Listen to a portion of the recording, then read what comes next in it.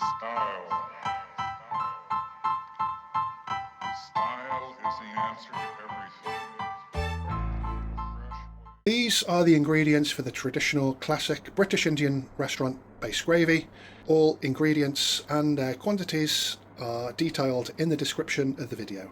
Vegetable oil, white cabbage, coconut cream block, red and green pepper, carrots, coriander, mix powder.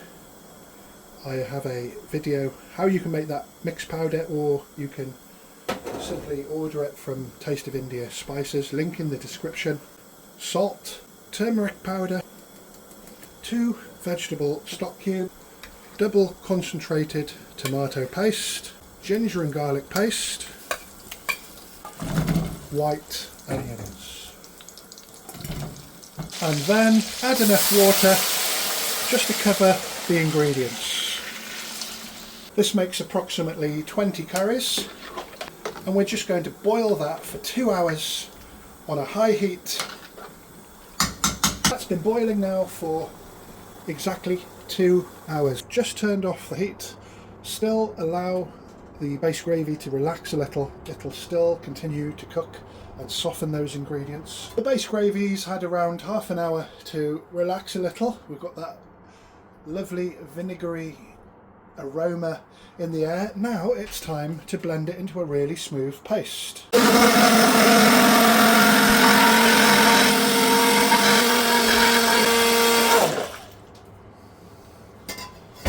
So there we have it.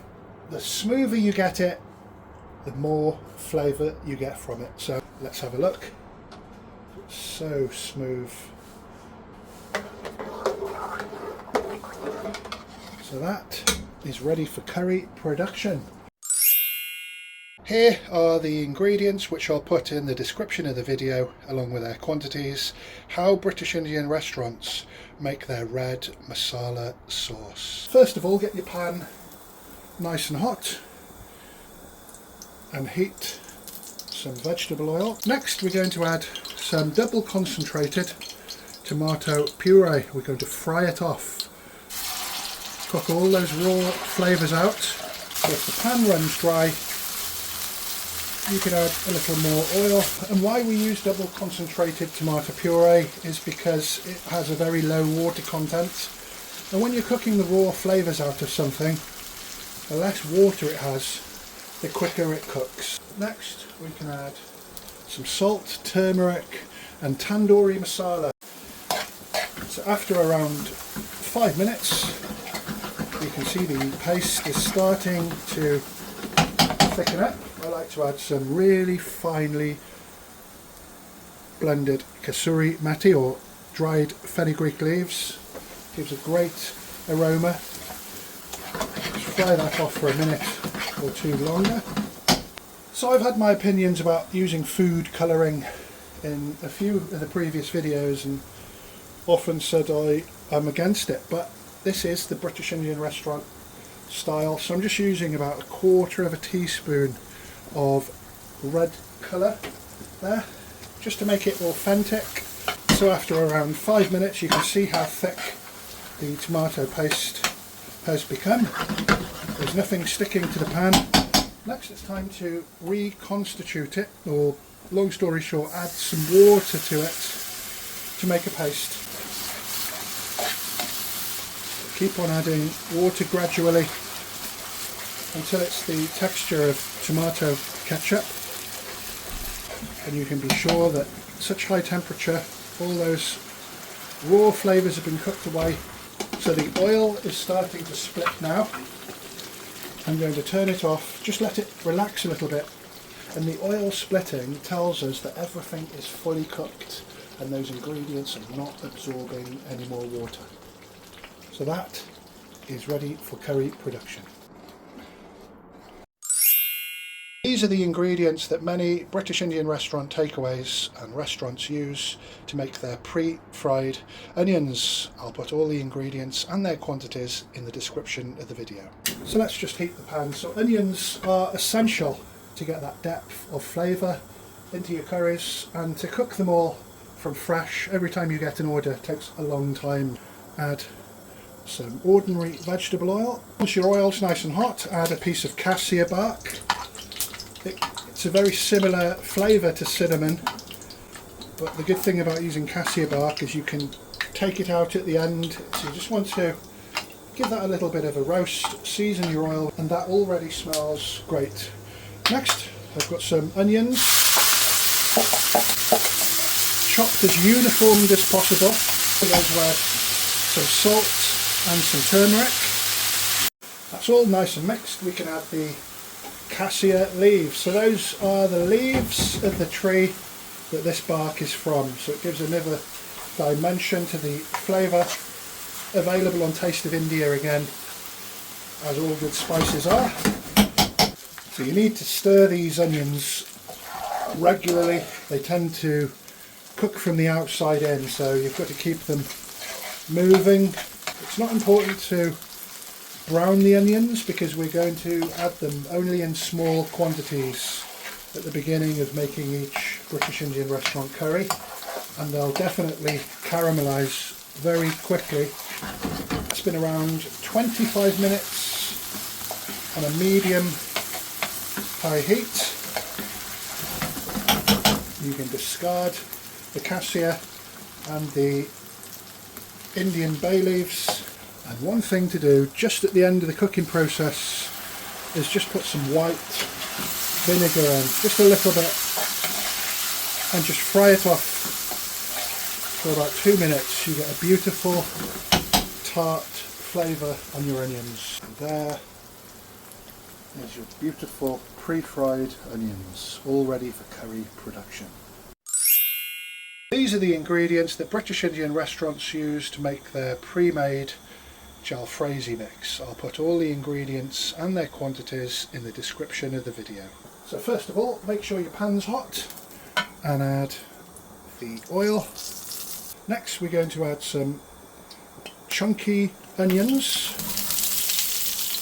Once they start to cook or become slightly translucent, they start to shed their layers. After a minute or two, all the layers of onions have separated. Next it's time to add some chilies. I'm using bullet chilies. I haven't removed the seeds because I like it spicy. Next we can add the red and green peppers. We just want to soften those slightly. And interestingly enough, there's no room for yellow peppers in Indian food. So that's been around 2 minutes and the peppers are starting to soften. You can see they're cooking because they're nice and shiny. So next, we don't want to overcook them because they're going to be cooked again or added to a hot curry for a beautiful jalfrezi. We're going to add some tomato masala.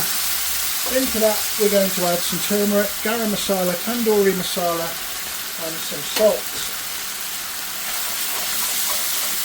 Give that a good stir.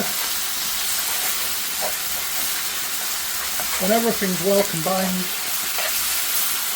mix in. We really need to cook down the raw flavours of those spices and the tomato puree, and we want our vegetables lovely and soft. So literally a minute and a half later, you can see the tomato puree catching on the sides of the pan.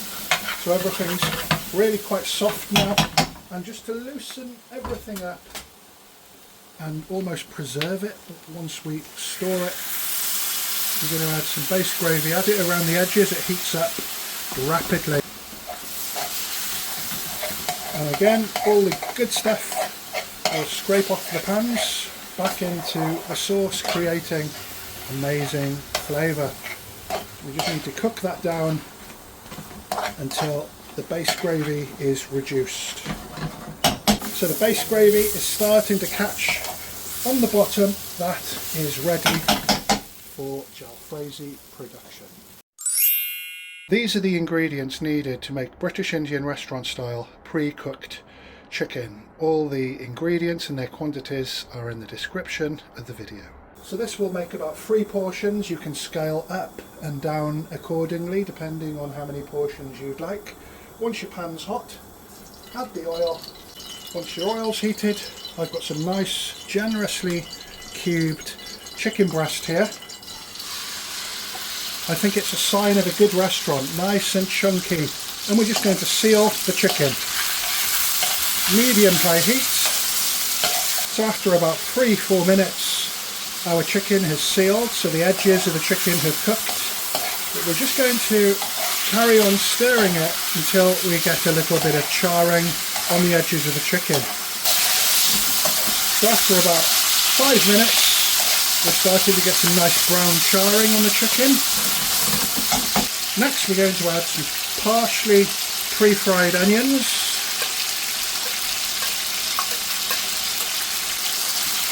And those onions will caramelise beautifully with the chicken.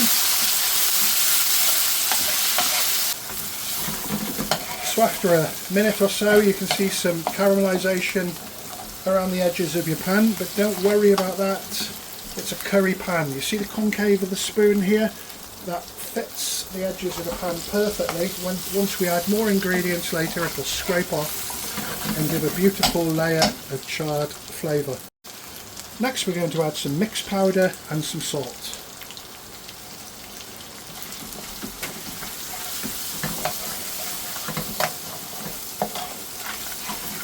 And a lot of people criticise these dark bits of the pan. That's how we want it. Next we're going to add tomato puree, some pre-cooked tomato masala, British Indian restaurant style. Give that a good stir.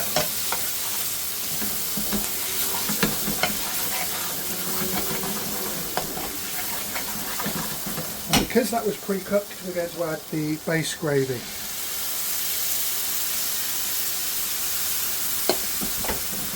Scrape all that good stuff back into the sauce. We're going to come back in a minute. That pan is going to be totally clean.